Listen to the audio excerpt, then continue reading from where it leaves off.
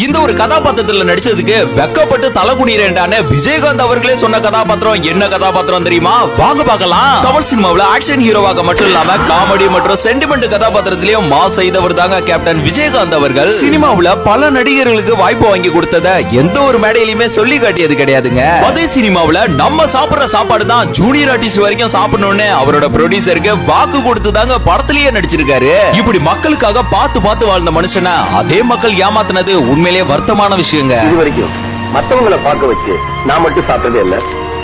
கம்பீரமாக நடித்த கேப்டனுக்கு தகுந்த கதாபாத்திரம்னா போலீஸ் கதாபாத்திரம் தாங்க. ஆனா இந்த கதாபாத்திரத்துல நடிச்சதுக்கு நான் வெக்கப்பட்டு தலை குனிறேன்னு ஒரு மேடையில ஓப்பனாவே சொல்லிட்டாருங்க. போலீஸ் என்றால் மக்களுக்கு நல்லது செய்வார்கள் சொல்லி ஏன்டா இந்த வேஷம் போட்டு நீ இப்ப வெக்கப்படுறேன், தலை குனிகிறேன், தலை குனிகிறேன்.